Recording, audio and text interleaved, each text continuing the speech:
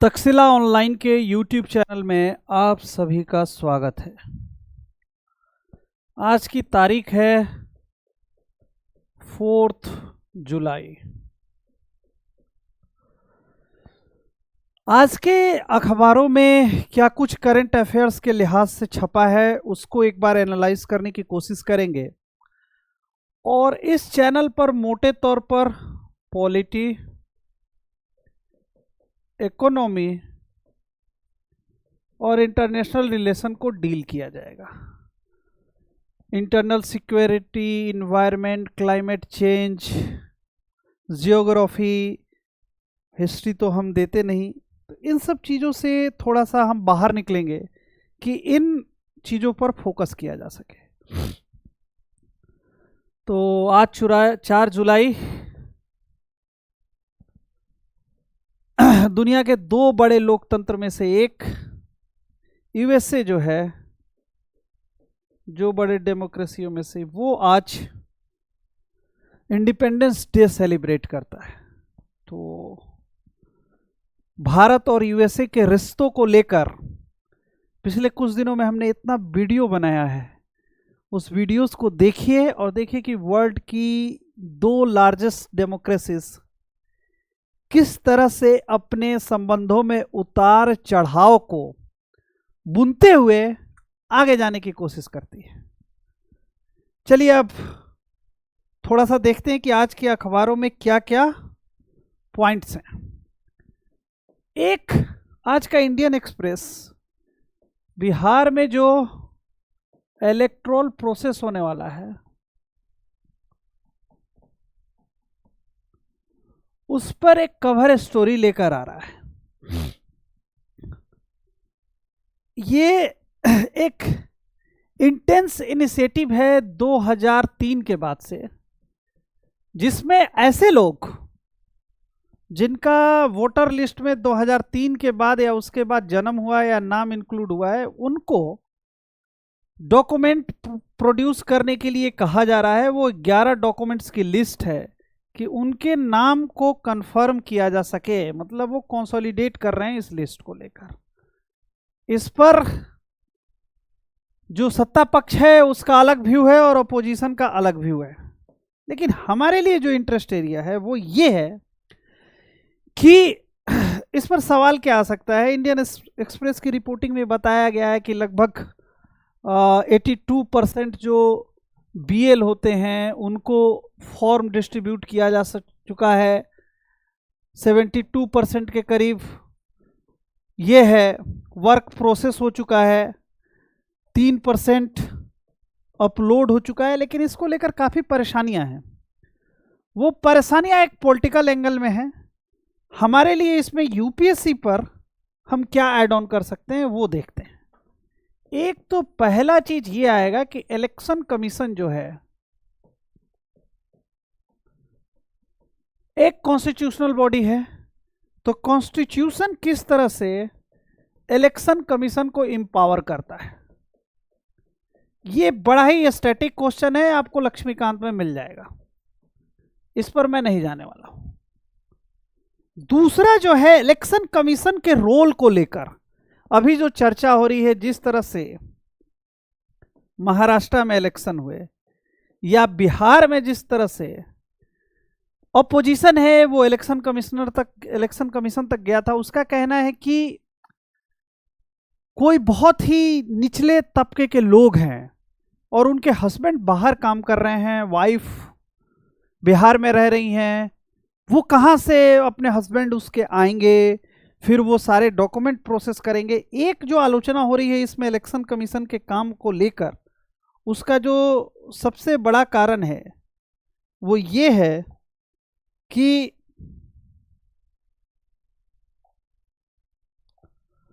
जो टाइमलाइन है, कम से कम ये 6 महीने की एक्सरसाइज रहती है, इसको कंक्लूड करने के लिए 30 अगस्त तक का टाइम दिया गया है। वैसे लोगों का कहना है कि जो डिस्ट्रिक्ट एडमिनिस्ट्रेशन है या ब्लॉक एडमिनिस्ट्रेशन है वो भी बड़ी तेजी से, जिनके पास डोमिसाइल वगैरह नहीं है, उसको इशू कर रहे हैं कास्ट सर्टिफिकेट या उस तरह के सर्टिफिकेट को प्रोड्यूस कर रहे हैं। लेकिन जो सिविल सर्विसेज के लिए सवाल निकल कर आता है वो पहला यही है कि रोल ऑफ इलेक्शन कमीशन। मैंने वो लक्ष्मीकांत वाले पर नहीं जाने वाला हूं, आप जितना भी बोलोगे। In recent days publicly criticism है, पब्लिकली क्रिटिसाइज है, और इसमें देखो सुप्रीम कोर्ट भी इन्वॉल्व हुआ है। वीपैट वाला इशू हुआ था, फिर जब ये गवर्नमेंट निकल के आई और महाराष्ट्र में गवर्नमेंट जो बनी उसको लेकर अपोजिशन ने एक बड़ा मामला उठाया, वो भी वोटर लिस्ट को ही लेकर था। तो इलेक्शन कमीशन का जो कॉन्स्टिट्यूशनल रिस्पॉन्सिबिलिटी है और उसके ऊपर जो तरह तरह के सवाल पूछे जा रहे हैं, उस पर एक सवाल आ सकता है, उसको मैं अलग वीडियो में डील करूंगा। ये आज के अखबार की कड़ी में मैं इस चीज को लेकर चल रहा हूं कि role of election commission, free and fair election, उसमें ये चीज इंपॉर्टेंट हो जाती है कि वो आर्टिकल्स कौन से हैं, इलेक्शन कमीशन के पास पावर क्या क्या है, और इलेक्शन कमीशन कैसे फ्री एंड फेयर पोल को इंश्योर करता है। ये पहली चीज हो। दूसरा एक टॉपिक है आज के अखबार में, वो डिफेंस को लेकर है। वो है कि लगभग 1 लाख करोड़ का डिफेंस डील करने के लिए AON जारी किया गया है। राजनाथ सिंह थे। इसमें जो स्पेशल तरह की चीज सामने आ रही है वो ये आ रही है कि एक सरफेस टू एयर मिसाइल जो है उसके ऊपर जोर दिया जा रहा है। दूसरा जो परचेज है वो परचेज इलेक्ट्रॉनिक जो इंटरफेस है, जिसको आप EU कहते हो, इलेक्ट्रॉनिक यूजिंग इक्विपमेंट या इंटरफेस, उसके ऊपर जोर दिया जा रहा है। और एक जो कमांड है वो सेंट्रलाइज्ड कमांड बन रही है, तो उनके बीच कम्युनिकेशन को लेकर वो एक इंटरफेस डेवलप करने की बात हो रही है। अभी आपने देखा था कि सरकार की तरफ से ये बात निकल कर आई थी कि उस कोई भी अधिकारी उसमें जवाब आपसे सवाल जवाब कर सकता है, सोकोच कर सकता है, सवाल जवाब कर सकता है। उसमें स्पष्ट तौर पर जो चीजें हैं वो मैं आपको बता देता हूं। सरफेस टू एयर मिसाइल है EW, EU नहीं EW। EW means electronic warfare system, electronic warfare system, ये एक बात है।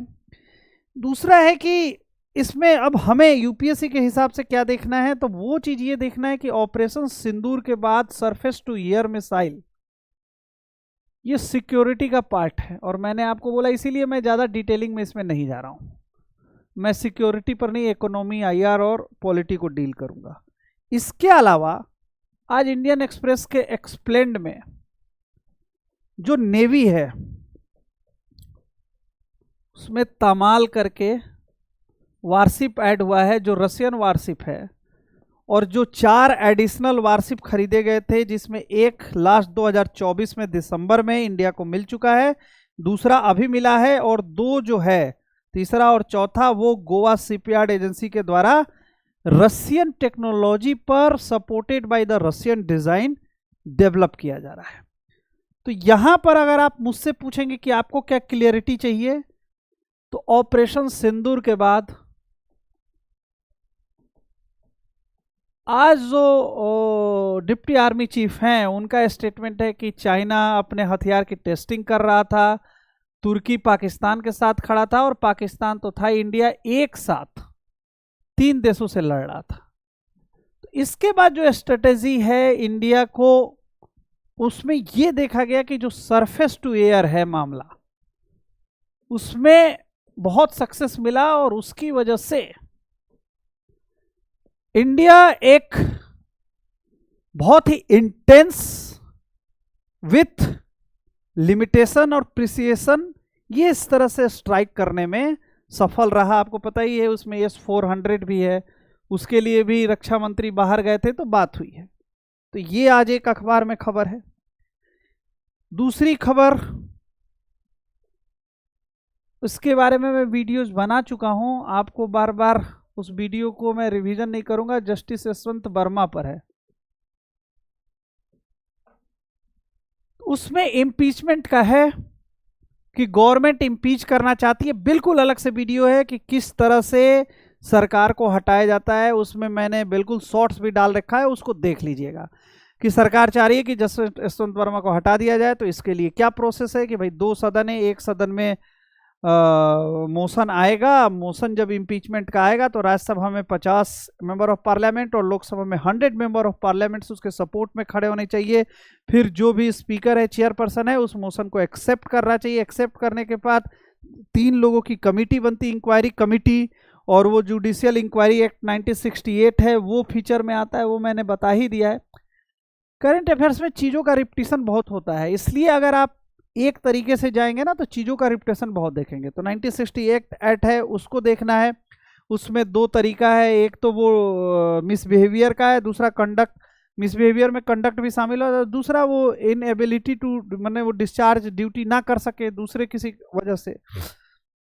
तो वो 3 सदस्यीय कमेटी अगर देखती है कि जसवंत वर्मा दोषी हैं, तो वो कमेटी की रिपोर्ट पर फिर प्रोसीडिंग होगी। प्रोसीडिंग में वोटिंग में क्या है कि जिस समय वोटिंग हो रही हो उसमें 2/3 मेजोरिटी चाहिए, लेकिन इसके साथ शर्त क्या है कि सदन की कुल संख्या का 50% से ज़्यादा होना चाहिए।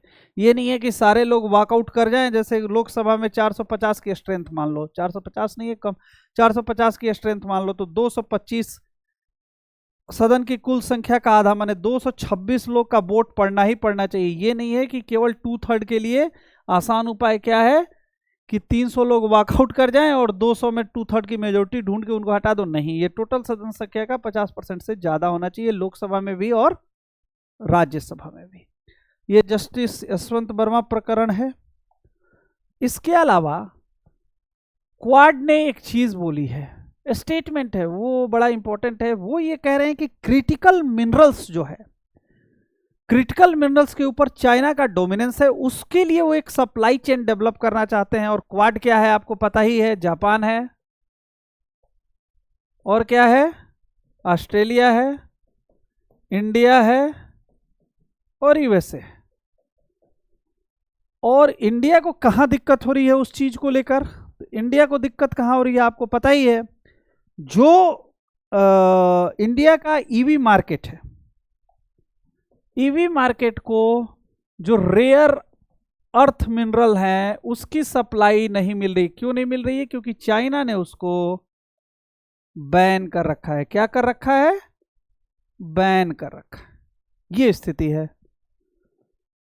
तो इसका एक सप्लाई चेन बनाने की बात कर रही है, लेकिन इसके पीछे में थोड़ा सा आपको मैं एक चीज बोलूंगा, वो ये है ओबामा, ये है ट्रंप, ये है बिडेन, और फिर ये है ट्रंप।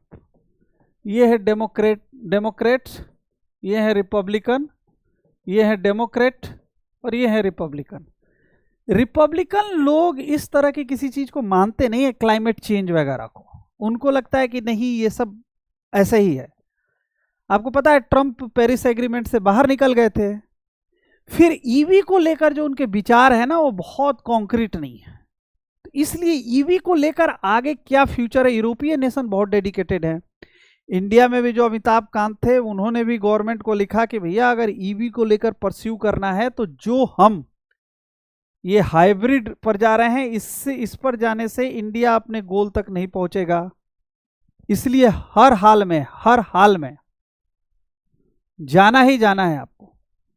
तो ये सारी चीजें हैं वो क्वाड वाले में।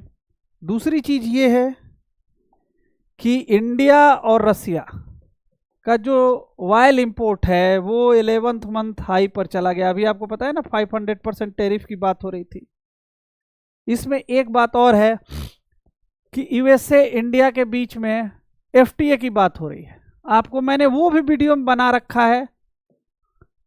उसमें क्या है कि मैंने बार बार बोल रखा है कि ट्रंप का जो इकोनॉमी एजेंडा है या इकोनॉमी का विजन है, उसका सेंट्रल पार्ट टैरिफ है।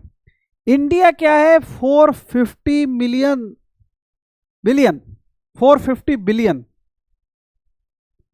सरप्लस है। तो इंडिया को क्या करना है, यूएसए क्या चाह रहा है, यूएसए चाह रहा है कि एग्रीकल्चर सारे जगह एग्रीमेंट हो जाएगा। असली लफड़ा कहाँ होगा आपको पता है, एग्रीकल्चर में। क्या अमेरिका के एप्पल यहाँ आ पाएंगे, एप्पल कंपनी नहीं, सीईओ मैं पूछ रहा हूँ, क्या इंडिया अपना मार्केट एग्रीकल्चरल यूएस प्रोडक्ट के लिए ओपन करेगा? ये ट्रिकी क्वेश्चन है। तो कुछ लोग ये कह रहे हैं कि एफटीए पर एग्रीमेंट हो जाएगा, later on we will decide कि क्या होगा।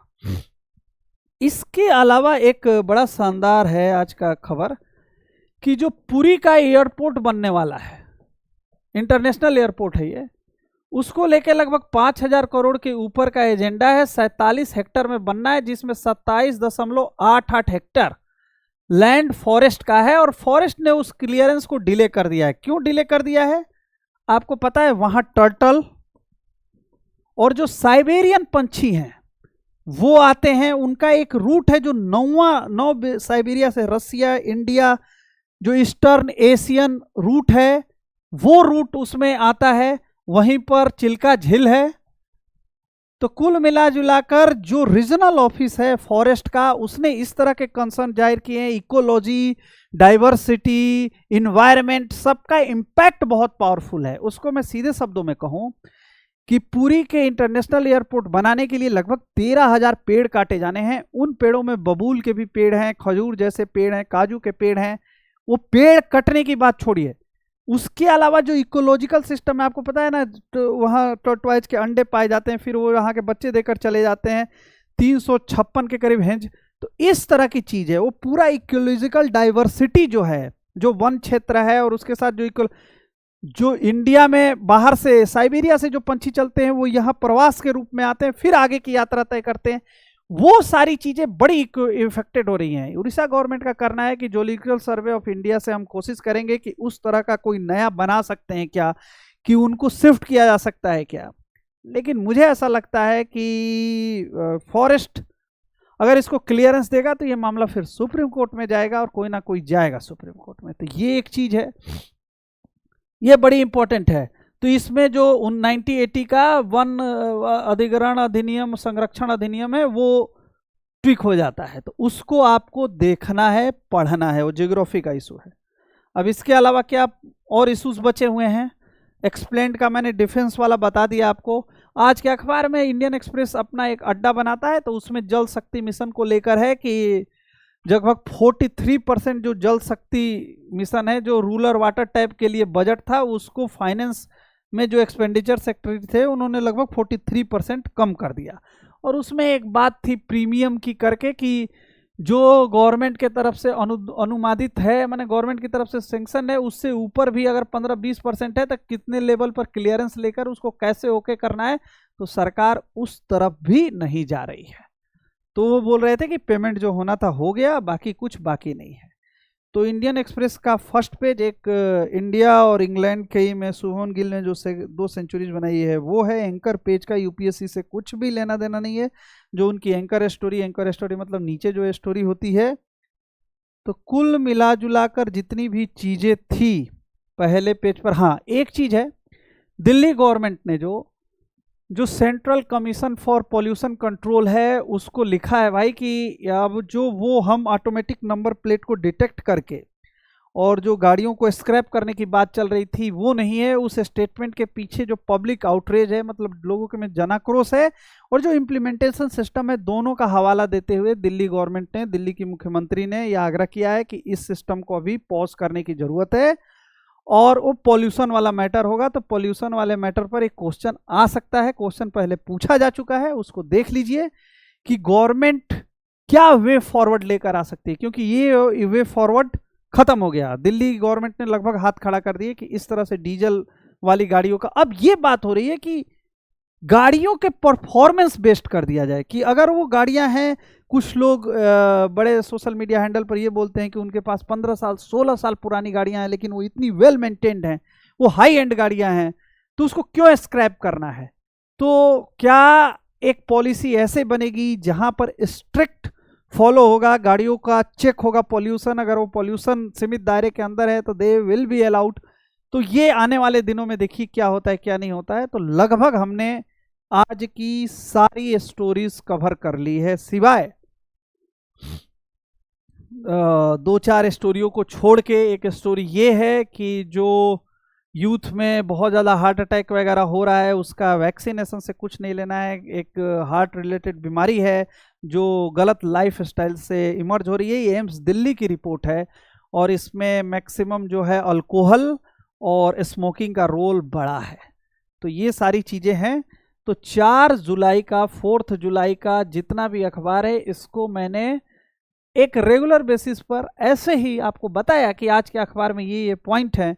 अब इन अखबारों में से मेरा जो अखबार है इकोनॉमी, आईआर और पॉलिटी, इसको मैं निकालूंगा। आईआर में देखिए मैंने छोड़ दिया, प्रधानमंत्री ईस्ट अफ्रीकन कंट्रीज में है और उन्होंने बोला है कि इंडिया और अफ्रीका के गोल साझे हैं और हम लगभग, मैं अगर सही हूं तो घाना में इंडिया $3 मिलियन का ये व्यापार करता है। $2 मिलियन के लगभग उसने इन्वेस्ट किया हुआ है। इसको 5 साल में डबल करने की बात हो रही है और उनको सर्वोच्च सम्मान दिया गया है। ये समझिए कि अफ्रीकन कंट्रीज में प्रधानमंत्री इसलिए जा रहे हैं कि चाइना ने इतना डोमिनेंस किया हुआ mineral rich resource African countries में है और वहां पर चाइना का डोमिनेंस इतना ज्यादा है कि उस डोमिनेंस को इंडिया पूरे दुनिया में सप्लाई नहीं कर सकता, लेकिन हमें अपनी जरूरत के लिए तो वो रेयर अर्थ मटेरियल चाहिए ही चाहिए।